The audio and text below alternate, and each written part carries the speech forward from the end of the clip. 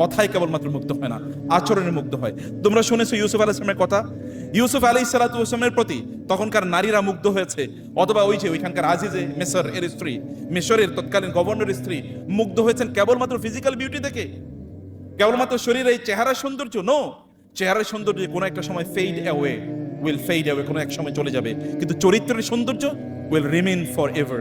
চরিত্রের যে সৌন্দর্য সেটা ছিল ইউসুফ আলাইহিস সালামের, এবং এই কারণে তারা বলেছিল হাশা লিল্লাহি মা হাদা বাশারা ইন হাদা ইল্লা মালাকুন কারীম। না না, আল্লাহর কসম, এ কোনো মানুষ হতে পারে না, এই তো দেখি ফেরেশতা। তোমরা বলো তো, ফেরেশতা আমরা যখন কাউকে বলি তখন কি আমরা চরিত্রের কারণে বলি নাকি শরীরের কারণে বলি? আমরা কি কারণে বলি এই লোকটা ফেরেশতা তুল্য? এর মানে কি চরিত্র ভালো নাকি তার চেহারা ভালো? কোনটা? চরিত্র ভালো।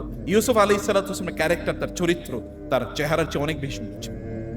আপনাদের মূল সম্পদ আপনাদের চরিত্র। মনে রাখবেন আপনার হাজারো পিএইচডি আছে, মনে রাখবেন আপনার হাজারো সার্টিফিকেট আছে, মনে রাখবেন আপনার হাজারো স্কিল আছে, মনে রাখবেন আপনার হাজারো এক্সপিরিয়েন্স আছে, এগুলো কোনো কাজে লাগবে না। এগুলো সব 0 হয়ে যাবে যদি আপনার আমানতদারিতা, যদি আপনার আল আমিন এর মতো একটা চরিত্র থাকে, তাহলে এগুলো ওই সকল জেরোর শুরুতে একটা এক বসিয়ে দেবে, তখন এটা বিলিয়ন ট্রিলিয়ন হয়ে যাবে। Otherwise everything will become like zero. এগুলো কোনো মর্যাদায় কোনো কিছুই আপনাদের সামনে আসবে না। আপনাদেরকে নির্মাণ করতে হবে আপনাদের চরিত্র। কিন্তু আমরা চরিত্র নির্মাণ করবো কোত্থেকে? কিভাবে চরিত্র নির্মাণ করব? চরিত্র নির্মাণ কেবলমাত্র এটা মুখের কথা নয়, এটা এমনিতে নির্মাণ হয় না, এটা কোনো ল্যাবরেটরিতে নির্মাণ হয় না।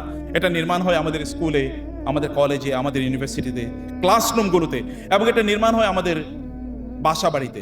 এখানে যারা প্যারেন্টসরা যদি সত্যি করতে থেকে থাকেন, তাহলে আপনাদের জন্য নাসিহা আছে। আপনাদেরকে বুঝতে হবে যে এটা নির্মাণ হয় আমাদের ঘরের কোণে, এবং শিক্ষকদেরকে বলবো এটা নির্মাণ হয় আমাদের ক্লাসরুমে অনেক বেশি। যেমনি ভাবে মুহাম্মদুর রাসূলুল্লাহ সাল্লাল্লাহু আলাইহি ওয়াসাল্লামের চরিত্র ছিল। তিনি যখন মদিনায় হিজরত করে যান, তখন মদিনার সবচেয়ে বড় জ্ঞানী, সবচেয়ে বড় ইন্টেলেকচুয়াল, বুদ্ধিজীবী, এবং সেখানে সবচেয়ে বড় এডুকেটেড ব্যক্তি, তার নাম ছিল আব্দুল্লাহ ইবনে সাল্লাম। তিনি ছিলেন ইহুদিদের রাবাই, এবং ইহুদিরাই তৎকালীন কেবলমাত্র তাদের মানে একাডেমিক নলেজ ছিল, অন্যদের একাডেমিক নলেজ ছিল। একাডেমিক নলেজ মানে তাদের বই, যেহেতু তাদের কাছে আসমানি কিতাব ছিল, এবং তারা এটা চর্চা করতে। এখনো দেখো ইহুদিরা কিন্তু পৃথিবীর সবচেয়ে বেশি পড়াশোনা করে। এই ইহুদিদের নেতা ছিলেন তিনি, রাবাই।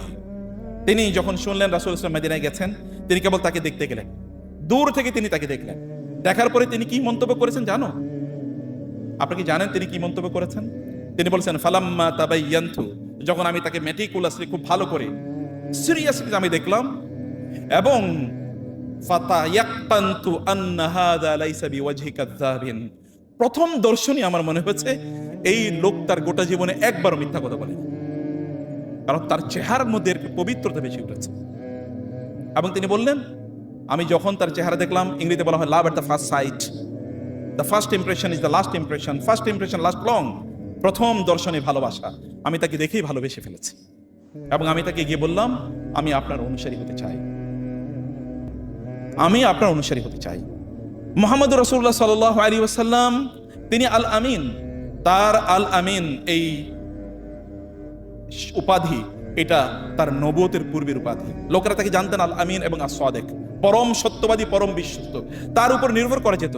যখন মক্কায় কোনো ঝামেলা বাজতো, তখন লোকেরা তার কাছে যেত। তোমাদের কাছে সেই ঘটনাটি মনে আছে যে যখন হাজার আসওয়াদ তার স্বস্থানে রাখার ব্যাপারে আরববাসীদের মধ্যে, মক্কাবাসীদের মধ্যে যখন প্রায় রক্তক্ষয়ী সংঘর্ষ হওয়ার মতো একটা অবস্থা তৈরি হয়, তখন তারা দৌড়ে আসে। ওয়ালিদ তাদের সবচেয়ে মুরব্বী, অর্থাৎ যিনি তাদের সবচেয়ে বয়োজ্যেষ্ঠ ছিলেন, তিনি বলেন যে তোমরা মারামারি করে এটা সমাধান করতে পারবে না, এভাবে সমাধান হয় না, করতে হবে কি?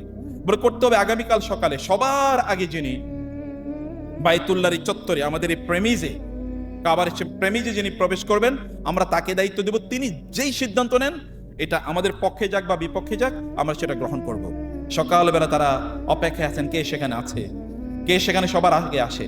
আর তোমাদেরকে জানতে হবে, সবার আগে যিনি ঘুম থেকে উঠতেন তিনি হচ্ছেন মুহাম্মদুর রাসূলুল্লাহ সাল্লাল্লাহু আলাইহি ওয়াসাল্লাম। তিনি তখনও নবুয়তের দায়িত্ব পান নাই, নবুয়ত এখনো তাকে দেয়া হয় নাই, এবং মিশন এখনো তিনি শুরু করেন নাই। তার বয়স তখনও 25 মাত্র, অথবা 25-26, অথবা তার চেয়ে একটু বেশি, 28, 29, 30। এই সময়ে সেখানে দেখা গেল সবার আগে বাইতুল্লাহর চত্বরে যিনি প্রবেশ করেছেন তার নাম হচ্ছে মুহাম্মদ। লোকেরা বলল হাদা আল আমিন রাদিনা, হাদা মুহাম্মাদুন। আল আমিন এসছে, ইনি যা বলেন আমরা তাই মেনে নেব, তিনি মুহাম্মদ। তিনি যা বলেন তাই মেনে নেবে। এরপরে তোমরা জানো কিভাবে মুহূর্তের মধ্যে তিনি সমস্যার সমাধান করে দিয়েছেন। এখন আমরা যারা কলেজে পড়ি, ইউনিভার্সিটিতে পড়ি, আমাদের রক্ত কিন্তু গরম থাকে। মারামারি যদি আমরা একটা বাজিয়ে দিতে পারি, কোথাও মারামারি বাঁধিয়ে দিতে পারি, তাহলে I have become something important. মানে কথায় কথায় মারামারি, ঝগড়া বিবাদ, এবং এটা আমাদের শক্তিমত্তার বহিঃপ্রকাশ। এটা আমরা দেখাতে চাই মারামারির মাধ্যমে। কিন্তু আমাদের নবীজি সাল্লাল্লাহু আলাইহি ওয়াসাল্লাম তিনি কি করেছেন? ওয়ারাশি নামক এক ব্যক্তি, তিনি আসেন, আমি কতগুলো গল্প বলে তারপরে প্রেমিসটা তৈরি করছি। ওয়ারাশি নামক এক ব্যক্তি ইরাক থেকে আসেন। সে এসে তার ওট বিক্রি করবে মক্কায়, খুবই চমৎকার ওট নিয়ে এসে। তো ওট যখন দেখলো আবু জাহল ওট দেখে আবু জাহলের খুব পছন্দ হয়ে গেছে। আবু জাহল তাকে বললো যে এই ওট কত? বলে যে এত। বলে আমি ওট কিনবো। বলে আলোচনা করেন। বলে আমার আলোচনা করার দরকার নেই, তুমি আমার ব্যাপারে জিজ্ঞেস করো আমি কে। লোকেরা বলে উনি আমাদের নেতা, কোনো সমস্যা নেই, নিয়ে যাক। নিয়ে গেলেন। তো পয়সা? বলে আগামীকাল সকালে তোমাকে পয়সা দেবো। এখন পরের দিন সকালে এই লোক তো মক্কার সবচেয়ে দামি লিডার এবং অনেক বেশি সম্পদশালী সম্ভ্রান্ত এক ব্যক্তির কাছে ওট বিক্রি করেছে। তার তো এখন খুবই মন ভালো, কারণ অনেক ভালো টাকা পাবে, ভালো দাম পাবে। পরের দিন সকালে যখন আবু জাহেলের বাসায় যায়, আবু জাহেল দরজা খুলে বলে তুমি কে? বলে আপনি আমাকে চেনেন, ভুলে গেছেন মনে হয়, যে গতকাল আমার কাছ থেকে উট নিয়ে এসেছেন। উট? এটা আবার কি? গতকাল? এটা আবার কি? তুমি কি পাগল হয়ে গেছো? আমি কি তোমাকে চিনি না, তুমি কে? বলে আপনি মনে ভুল করছেন স্যার, ওই যে আপনি গতকাল আমার কাছ থেকে উট এনেছেন না, আমি ওই যে ওইখান থেকে এসেছি। বলে না না, আমি তোমাকে চিনি না, তুমি চিট, মিথ্যুক, যাও এখান থেকে, বেশিক্ষণ দাঁড়ায় থাকলে মার দেব। এ লোক ভাবলো সর্বনাশ, করলাম কি আমি? সে পাগলের মতো তখন রাস্তায় দৌড়াচ্ছে, এ ভাই আমি ওই যে অমকের কাছে আমার উট বিক্রি করেছে, তিনি এখন আমাকে রিকগনাইজ করেন না, অ্যাকনলেজ করেন না, তিনি এখন ডিনাই করেন, আমার টাকাটা একটু উদ্ধার করে দেন। এগুলো যখন লোকদের কাছে তিনি গিয়ে বলছিলেন, তখন লোকেরা বলে না আবু জাহেল, তার ব্যাপারে আমাদের কিছু বলার নাই, আমরা কিছু বলতে পারবো না। এর মধ্যে সে চলে গেল তাদের একটা দারুণ নদওয়া, তাদের একটা কনসালটেটিভ অ্যাসেম্বলি, যেটাকে আমরা এখন পার্লামেন্ট বলি, এমন একটা জায়গায়। সেখানে অনেকেই বসে আছে, মক্কার নেতৃবৃন্দ। এই ব্যক্তি সেখানে গেলেন, গিয়ে তাদেরকে বললেন ভাই আমার এরকম একটা প্রবলেম, এটা একটু সমাধান করে দেন। তারা বলে আমাদের পক্ষে সমাধান করা সম্ভব না, আবু জাহেলের বিরুদ্ধে আমাদের কিছু বলা সম্ভব না। তাহলে কে বলতে পারে? বলছে ওই যে একজন লোক যাচ্ছে, ওনার কাছে যাও, উনি করতে পারেন শুধু। নবীজি সাল্লাল্লাহু আলাইহি সাল্লাম অলরেডি তখন মক্কার লোকদের কাছে ইসলাম প্রচার করছেন, তারা তার উপর জুলুম অত্যাচার করছে, তিনি প্রকাশ্যে আর দাওয়াত দিতে পারছেন না, তাকে পার্সোনা নন গ্রান্থা, নিষিদ্ধ বলে ঘোষণা করা হয়েছে। তারা চেয়েছে যে আবু জাহেল তাকে একটু মারুক, তাকে একটু অপমান করুক। এই কারণে তারা রাসূল ইসলামের দিকে দেখিয়ে দিল। এই ব্যক্তি দৌড়ে গেলেন রাসূলের কাছে। রাসূল বলেন কি হয়েছে তোমার, বলো। বলে যে এই অবস্থা। তিনি বললেন আসো। তিনি এই আল ওয়ারাশির হাত ধরলেন, হাত ধরে তিনি তাকে আবু জাহেলের বাড়িতে নিয়ে গেলেন এবং আবু জাহেলের দরজা গিয়ে টোকা দিলেন। আবু জাহেল বলেন কে? বলে আনা মুহাম্মদ, আমি আপনি কেন এসেছেন? দরজা খুলে আপনি কেন এসেছেন, বলেন কি করতে হবে আপনার জন্য। বলে আমি এসেছি যে এই ব্যক্তির ওটের দামটা আপনি দেন না, এটা পরিশোধ করে দেওয়ার জন্য। আবু জাহেল বলেন আপনি দাঁড়ান, আপনার উপস্থিতিতে আমি দিয়ে দিচ্ছি। এবং আবু জাহেল দ্রুত ঘরে গিয়ে ওই ব্যক্তির টাকা এনে তাকে দামটা দিয়ে দিল। এই ব্যক্তি অবাক হয়ে তাকিয়েছে, ইনি কে? অন্যরা কেউ কথা বলতে চাইল না, কিন্তু ইনি কে? আবার ওনার কথার কারণে প্রভাবিত হয়ে আবু জাহেল দিয়ে দিল। এটা কেমন চরিত্র? ইমাম মালিক রাহিমাহুল্লাহ যখন তিনি পড়তে যাচ্ছিলেন, তার মা তাকে বললেন তাআল্লাম মিন ইলমি রাবিআতা ক্বাবলা তাআল্লাম মিন আদাবি রাবিআতা ক্বাবলা ইলমিহি। তুমি যাও, রাবিয়ার আদব, তার শিষ্টাচার তার কাছ থেকে আগে শেখো, তার জ্ঞান শেখার আগে। শিষ্টাচার ইজ ভেরি ইম্পর্টেন্ট। আমরা শিক্ষকরা যদি ক্লাসরুমে রোল মডেল যদি না হয়ে যাই, আমাদের শিক্ষার্থীরা যদি মনে না করে আমার শিক্ষকই এই পৃথিবীতে এমন একজন মানুষ যিনি যা বলেন তিনি তাই করেন। আমার শিক্ষক যখন ক্লাসে আসেন তখন তিনি সর্বোত্তম প্রিপারেশন নিয়ে আসেন। আমার শিক্ষক যখন ক্লাসে আসেন তখন আমরা তার টোন থেকে, তার আচরণ থেকে, তার কথা থেকে আমরা বুঝতে পারি যে তিনি আমাদের মধ্যে পরিবর্তন তৈরি করতে চান। আমি যেহেতু নিজেও শিক্ষক, আমি শিক্ষকদেরকে বলি আপনি যখন ক্লাসরুমে যান তখন আপনি কেন যান? আপনার নিয়তটা পরিশুদ্ধ করুন যে আমি কিছু ভালো মানুষ তৈরি করতে চাই। কেবল information sharing is not knowledge. কেবল তথ্য দেয়াই নলেজের, জ্ঞানের নাম নয়। আমরা যখন ক্লাসরুমে যাই তখন তথ্য দেয়াটাকে যদি আমরা আমাদের প্রধান কাজ মনে করি, তাহলে আমরা মানুষ তৈরি করতে পারবো। মানুষ তৈরি করতে হবে আমাদের মূল কাজ। মানুষ হিসাবে আমাদের সন্তানরা এই পৃথিবীতে আসে, কিন্তু তাদেরকে মানুষ হিসেবে গড়ে তোলার জন্য আমাদের তারবিয়া দেয়া লাগে। আপনারা জানেন যে অন্যান্য প্রাণীগুলো তাদেরও বাচ্চা হয়, সেই সকল বাচ্চাগুলো বড় করার জন্য আলাদা কোনো ট্রেনিং এর স্কুল, কলেজ, ইউনিভার্সিটির প্রয়োজন হয় না, কিন্তু মানুষের জন্য প্রয়োজন হয়। মানুষকে মানুষ হিসেবে গড়ে তোলার জন্য তারবিয়ার প্রয়োজন হয়। আল্লাহ তাআলা এই কারণে যুগ যুগ ধরে নবী রাসূলদেরকে মানুষের মাঝে পাঠিয়েছেন এবং নবী রাসূলদের উত্তরসূরি হিসাবে আল্লাহ সুবহানাহু ওয়া তাআলা আলেমদেরকে অথবা শিক্ষকদেরকে দায়িত্ব প্রদান করেছেন। আমাদেরকেও এরকম অনুভূতি নিয়ে যদি আমরা যদি ক্লাসে যাই, সেখানে যারা আমরা ইসলাম পড়াই অথবা যারা কোরআন পড়াই, যারা দ্বীন পড়াই, তাদের দায়িত্ব আরো অনেক বেশি। বরং আমি বলবো যে যেই সকল শিক্ষকরা বা শিক্ষিকারা তারা ক্লাসে যাওয়ার আগে আল্লাহর কাছে দোয়া করেন, হে আল্লাহ, আমি কিছু ভালো মানুষ তৈরি করতে চাই, আমার কথার মাধ্যমে যেন তারা মুগ্ধ হয়, তারা অনুপ্রাণিত হয়, আমার আচরণের জন্য তারা ভালো মানুষ হওয়ার অনুপ্রেরণা পায়, তারা যেন ভালো মানুষ হওয়ার জন্য তারা যেন প্রত্যয় এবং প্রতিজ্ঞা গ্রহণ করে। এই অনুভূতি নিয়ে যদি আমরা ক্লাসরুমে যাই, তাহলে সত্যি বিশ্বাস করুন আমাদের এখানেও আবারও আলামিনরা তৈরি হবে। এখানেও সেরকম মানুষরাই তৈরি হবে যারা ছিল আবু বকরদের মতো। যখন তারা প্রশাসন পরিচালনা করতেন তখন তারা ছিলেন ভয়াবহ শক্তিশালী, আর রাতের বেলা যখন তারা নামাজে দাঁড়িয়ে যেতেন অথবা কোরআন তেলাওয়াত করতেন তখন তারা কাঁদতেন। তারা ওমর রাদিয়াল্লাহু তাআলার মতো ব্যক্তি হবেন, যখন তারা প্রশাসনে যাবেন তখন তারা বলবেন যে যদি ফোরাত নদীর তীরেও অথবা যদি সেই ইরাকের কোনো প্রত্যন্ত অঞ্চলে রাস্তাগুলো মসৃণ না হওয়ার কারণে কোনো ওট যদি হোঁচট খেয়ে পড়ে যায় অথবা কোনো কুকুর যদি না খেয়ে মারা যায়, তাহলে আমি ওমরকে আল্লাহর কাছে জবাবদিহি করতে হবে। এই অনুভূতি তখন তৈরি হবে। তখন তিনি দিনের বেলা ঘুমাতে পারবেন না, মানুষকে সার্ভিস দেবেন এই ভয়ে। রাতের বেলা ঘুমাতে পারবেন না, আল্লাহ সুবহানাহু ওয়া তাআলার সাথে সম্পর্ক নষ্ট হয়ে যায় কিনা। ওমর ইবনে আব্দুল আজিজের মতো হবেন, যখন তাকে রাষ্ট্রীয় দায়িত্ব বা খেলাফতের দায়িত্ব প্রদান করা হবে তখন তিনি পড়ে যাবেন ধপাস করে ইন্না লিল্লাহি ওয়া ইন্না ইলাইহি রাজিউন বলে। তার স্ত্রী যখন তাকে প্রশ্ন করেছিল কেন হয়েছে, আপনি কেন বেহুশ হয়ে গেলেন, তিনি বলেন উম্মার এত বড় দায়িত্ব আমার কাঁধে এসেছে, আমি কি দায়িত্ব পালন করতে পারবো? কিয়ামতের দিন যদি আমার রব আমাকে জিজ্ঞেস করেন তুমি কি ঠিকমতো দায়িত্ব পালন করতে পেরেছো কিনা, তখন আমি কি বলবো? এই ভয়ে আমি বেহুশ হয়ে পড়েছি। তখন তারা এটাকে প্রিভিলেজ হিসেবে গ্রহণ করবে না, পজিশনকে তারা প্রিভিলেজ হিসেবে গ্রহণ করবে না, তারা এটাকে মনে করবে তাদের রেসপন্সিবিলিটির জায়গা, প্রত্যেকটা ক্ষেত্রে তাদেরকে জবাবদিহি করতে হবে। আলী রাদিয়াল্লাহু তাআলা আনহু আকিল যখন তার কাছে গিয়েছেন, আলী তখন আমিরুল মুমিনিন, তার ভাই যখন তার কাছে গিয়েছেন রাষ্ট্রীয় কোষাগার থেকে একটু ঋণ নেয়ার জন্য, তিনি রাতে তার অফিসে বসে লণ্ঠন জ্বালিয়ে কাজ করছিলেন। তিনি তার বললেন কে, দরজা বন্ধ করে বলেন আমি তোমার ভাই আকিল, তুমি কেন এসছো? অফিসিয়াল কোনো কাজে, রাষ্ট্রীয় কোনো কাজে নাকি তোমার পার্সোনাল কাজে? বলে আমার পার্সোনাল কাজে এসেছি। তারপরে তিনি যখন দরজা খোলেন, দরজা খোলার পরে দেখা যায় যে অন্ধকার। কি ব্যাপার, এতক্ষণ দেখলাম আলো, এখন অন্ধকার কেন? তিনি বলেন আমি তোমাকে আগেই জিজ্ঞেস করেছি তুমি কেন এসছো, তুমি বলেছো তোমার পার্সোনাল কাজে এসছো, আমি রাষ্ট্রীয় বাতি জ্বালিয়ে তোমার পার্সোনাল সার্ভিস দিতে পারি না। আকিল বলেন আমার প্রশ্ন, আমি যে জন্য এসেছি আমি পেয়ে গেছি। বলে কেন এসে তুমি তো আমাকে বলোই নি।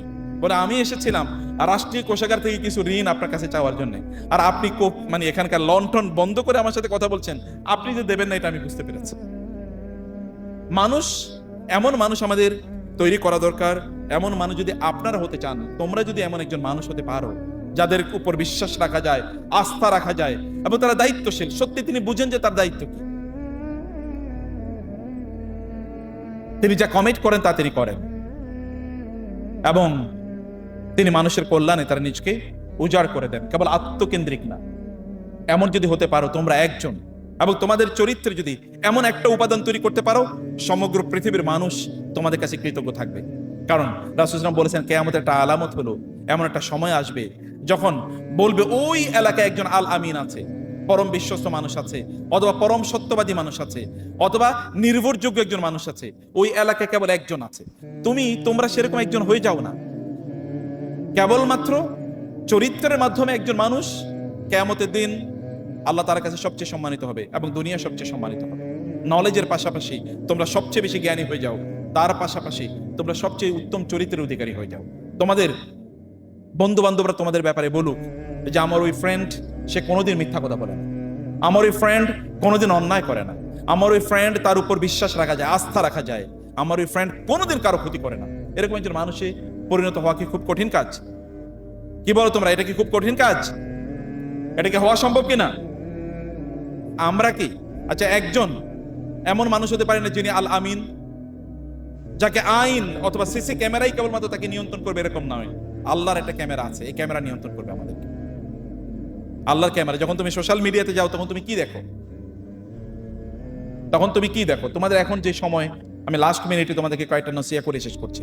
তোমাদের এখন যে সময়, এই সময়ে তোমাদের নিজেকে তোমাদের তৈরি করতে হবে, তোমাদেরকে নির্মাণ করতে হবে, তোমাদের চরিত্র তোমাদেরকে নির্মাণ করতে হবে। তোমাদের ঘরে, তোমাদের আচরণে, তোমাদের ঘরের মানুষরা পরিবর্তন হয়ে যাক, এবং তোমাদের কলেজে তোমাদের আচরণের মাধ্যমে তোমাদের সহপাঠীরা পরিবর্তন হয়ে যাক, এবং তোমাদের সমাজের লোকেরা তোমাদের ব্যাপারে বলুক, উনি তো ফেরেশতা তুল্য, এই মেয়েটা তো ফেরেশতার মতো, এই ছেলেটা তো ফেরেশতার মতো। এরকম মানুষে আমাদের নিজেদেরকে রূপান্তরিত করা দরকার। ওমর ইবনে খাত্তাব রাদিয়াল্লাহু তাআলা আনহু রাতের অন্ধকারে তিনি ঘুরে বেড়াচ্ছিলেন। এর মধ্যে তিনি শুনলেন একজন নারী তার কন্যা সন্তানকে বলছে যে দুধের সাথে একটু পানি মেশাও। বলে, মা তুমি কি শোনোনি আমিরুল মুমিনিন নিষেধ করেছেন দুধের সাথে পানি মিশিয়ে বিক্রি করতে, কারণ এটা চিটিং। তিনি বলেন, আমিরুল মুমিনিন এত রাতে কোত্থেকে আসবে? এই ছোট মেয়েটি বলল, মা আমিরুল মুমিনিন কোত্থেকে আসবে? আমিরুল মুমিনিন শোনেন না অথবা দেখেন না বটে, কিন্তু আমিরুল মুমিনের রব কি দেখেন না? তিনি কি শোনেন না? তিনি তো দেখেন, তিনি তো শোনেন। আমিরুল মুমিনিন তখন সেদিক দিয়ে যাচ্ছিলেন, তিনি শুনলেন এই কথা। তিনি তার সাথীকে বলেন, এই ঘরটা সিলগালা করো, এটা আইডেন্টিফাই করে রাখো। সকালবেলা এদেরকে ডাকলেন, ডেকে নারীকে বললেন, গত রাতে তোমরা এরকম কথাবার্তা বলেছো কেন? এ নারী বলেন, আমি বিধবা, আমার স্বামী মারা গেছে, সামান্য একটু দুধ বিক্রি করে আমাদের সংসার আমরা চালাই, এতে সংসার চলে না। এই কারণে মেয়েকে বলেছে একটু দুধের সাথে পানি মিশিয়ে তারপরে বিক্রি করে যেন সংসার চলে। আমিরুল মুমিনিন তার নিজকে ধিক্কার দিলেন, আমি কেমন আমিরুল মুমিনিন যে একটা পরিবার তার সংসার চলে না আমি এটা জানি না? তিনি তার নিজকে ধিক্কার দিলেন। তাদের জন্য কোনো পানিশমেন্টের ব্যবস্থা নাই, তাদেরকে বলেন যাও বাসায় চলে যাও। তিনি তাদের জন্য পর্যাপ্ত খাবারের ব্যবস্থা করলেন। এরপরে তিনি তার ছেলেদেরকে ডেকে বললেন, আমি তোমাদেরকে বিয়ে করাতে চাই, কিন্তু একজন গোয়ালিনের মেয়েকে তোমাদের জন্য প্রপোজ করছি, তোমরা কে বিয়ে করবে বলো? তার ছেলেদের মধ্যে কেউ কেউ বলেন, আমরা তো বিয়ে করেছি। একজন দাঁড়িয়ে বলেন, হে বাবা, আমি তাকে বিয়ে করব। এবং তোমরা জানো এই যে গোয়ালিনীর মেয়ে, তার ঘরে কে জন্ম নিয়েছে জানো? ওই যে আরেক ওমর, ওই ওমর ইবনে আব্দুল আজিজ, এই গোয়ালিনীর পরবর্তী বংশধর, অর্থাৎ তার নাতি। এমন একজন মানুষে যদি তোমরা পরিণত হতে পারো, তাহলে দেখো না তোমরা জগৎকে কিভাবে আলোকিত করবে, তোমরা এবং তোমাদের পরবর্তী প্রজন্ম। সেভাবে তোমরা এই সমাজে লেগাসি রেখে যাবা, অবদান রেখে যাবা। সাধারণ মানুষ হয়ে লাভ কি? এই পৃথিবীতে প্রায় 900 কোটি মনুষ্য আছে, তুমি একজন মানুষ যদি তাদের মতো হও, তাহলে লাভ কি? আমাদের জীবন যদি কেবলমাত্র প্রাণীগুলোর মতো হয়, তাহলে লাভ কি? ওগুলো জঙ্গলে খায় দায় এবং ঘুমায়, আমরা যদি খাই দায় এবং ঘুমাই, তাহলে কোনো লাভ নাই। বিকাম সামওয়ান ডিস্টিংক্টিভলি ডিফারেন্ট, এমন একজন মানুষ হও যার পরিচয় আলাদা, তাকে মানুষ ভিন্ন পরিচয় চেনে, ভিন্ন পরিচয় জানে। এমন একজন মানুষে নিজকে রূপান্তরিত করা দরকার, এবং সেটা হচ্ছে আল আমিন। যদি তুমি আল আমিন হতে পারো, তোমার প্রভাবে আরো অনেক মানুষ আল আমিন হবে, সমাজ পরিবর্তন হয়ে যাবে। বিজ্ঞান এবং প্রযুক্তি সমাজকে পরিবর্তন করে, এটা কেবল ক্ষণিকের প্রিভিলেজ দেয়, কিন্তু মানুষ সমাজে পরিবর্তন হয় কেবলমাত্র চরিত্রের মাধ্যমে। চরিত্র যদি উন্নত হয়, তাহলে বিজ্ঞান মানুষকে কল্যাণ দেবে, জ্ঞান মানুষকে কল্যাণ দেবে। চরিত্র যদি উন্নত না হয়, তাহলে আমরা যখন অনেক বড় শিক্ষিত মানুষ পাবো, কিন্তু সেই শিক্ষিত মানুষ আমাদেরকে ধোঁকা দেবে। আমরা হতে পারে অনেক বড় বিজ্ঞানী পাবো, কিন্তু তখন অ্যাটম বোমা মেনে মানুষকে হত্যা করা হবে। আমরা হয়তোবা অনেক বড় টেকনোলজি এক্সপার্ট পাবো, কিন্তু সেখানে হয়তোবা এমন কিছু জিনিস তৈরি করবে যেগুলো মানুষের চরিত্রকে ধ্বংস করে দেবে, তাই না? আমরা হয়তো মেডিকেল সায়েন্টিস্ট পাবো, কিন্তু মেডিকেল সায়েন্টিস্টরা এমন ভাইরাস তৈরি করবে যে ভাইরাস করোনার মতো গোটা পৃথিবীকে আরেকবার থমকে দাঁড়িয়ে দেবে, সব লকডাউন করে দেবে। এমন মানুষজন আমরা তৈরি না করি, ভালো মানুষজন আমরা তৈরি করি। সেই প্রত্যয় এবং প্রত্যাশা আপনাদের কাছে, তোমাদের কাছে, এবং আবারও আমাকে দাওয়াত দেওয়ার জন্য আমি খুবই কৃতজ্ঞ আপনাদের কাছে। আল্লাহ সুবহানাহু ওয়া তাআলা ঢাকা রেসিডেন্সিয়াল মডেল কলেজের মধ্য থেকে এমন কিছু মানুষ তৈরি করুক যারা সত্যিকার অর্থে আল আমিন হবে ইনশাআল্লাহ, যারা সত্যিকার অর্থে আল আমিন হবে ইনশাআল্লাহ। হওয়া যাবে তো ইনশাআল্লাহ? এবং কোন এক সময় যেন আমরা বাংলাদেশের যে সকল জায়গায় লোকেরা কাজ করবে, সেখানে যেন রেসিডেন্সিয়ালের স্টুডেন্টরা মানে হচ্ছে এরা আল আমিন, এরা পরম বিশ্বস্ত, এদের উপর নির্ভর করা যায় এবং তারা দায়িত্বশীল। এরকম যেন আমরা কিছু মানুষ পাই তোমাদের মাধ্যমে ইনশাআল্লাহ। পাবো তো? আল্লাহ তাআলা তোমাদেরকে সেভাবে কবুল করে নিন, এবং আমরাও যারা শিক্ষকতায় আছি, আমরাও যেন এই দায়িত্বটা যতটুকু পালন করতে পারি, আল্লাহ তাআলা সেই তৌফিক আমাদেরকে দান করুন। আল্লাহুম্মা আমিন। এই আলোচনার মাধ্যমে এবং এই কিছু নাসিহায়ের মাধ্যমে আমরা আজকের এই আয়োজন এবং 3 দিন ব্যাপী তোমাদের যে cultural festival as well book fair, এটাকে আমরা উদ্বোধন ঘোষণা করলাম। হে আল্লাহ, তুমি এই কালচারাল ফেস্টিভ্যাল এবং বুক ফেয়ারকে তুমি কবুল করে নাও, এর মধ্যে তুমি বারাকা দান করো, এবং এখানে যারা ভর্তি হয়েছে, যে আমার ছোট ভাইয়েরা এবং বোনেরা, আল্লাহ তুমি এদের মধ্য থেকে সত্যিকার আলামিন তৈরি করে দাও। আল্লাহ এদের মধ্য থেকে এমন মানুষ তুমি তৈরি করে দাও যারা সমগ্র বাংলাদেশের চরিত্র পরিবর্তন করে দেবে। এরা যেখানে যাবে সেখানে তারা আলো ছড়িয়ে দেবে। আল্লাহ এখানে সাহাবায়ে কেরামের চরিত্র তারা ধারণ করবে, এবং রাসূলুল্লাহ সাল্লাল্লাহু আলাইহি ওয়াসাল্লামকে উত্তমভাবে তারা রিপ্রেজেন্ট করবে। তারা যেই সেক্টরে যাক না কেন সেই সেক্টরটা তারা আলোকিত করবে, এমন মানুষে তুমি তাদেরকে রূপান্তরিত করে দাও আল্লাহ। এরা পরিবারগুলোকে পরিবর্তন করে দেবে, সেভাবে তাদেরকে রূপান্তরিত করে দাও। হে আল্লাহ, আমরা ভালো মানুষ হতে চাই, তুমি আমাদেরকে তৌফিক দান করো। আমরা ভালো মানুষ গড়তে চাই, তুমি আমাদেরকে তৌফিক দান করো। আমরা ভালো মানুষের দায়িত্বশীল হতে চাই, তুমি আমাদেরকে তৌফিক দান করো। কিয়ামতের দিন আমরা তোমার কাছে একজন উত্তম আখলাকওয়ালা মানুষ হতে চাই, মানুষ হিসেবে দাঁড়াতে চাই। সেই তৌফিক আমাদেরকে দান করো, সেভাবে আমাদেরকে কবুল করে নাও। আল্লাহুম্মা আমিন। Thank you very much. জাযাকুমুল্লাহ খায়ের। হাদা ওয়া সাল্লাল্লাহু সুবহানাহু ওয়া তাআলা নবিয়ানা মুহাম্মদ ওয়া আলিহি ওয়া সাহবিহি আজমাইন। সুবহানাকাল্লাহুম্মা বিহামদিক আশহাদু আল্লা ইলাহা ইল্লা আনতা আস্তাগফিরুকা ওয়া আতুবু ইলাইক। ওয়াসসালামু আলাইকুম ওয়া রাহমাতুল্লাহি ওয়া বারাকাতুহু।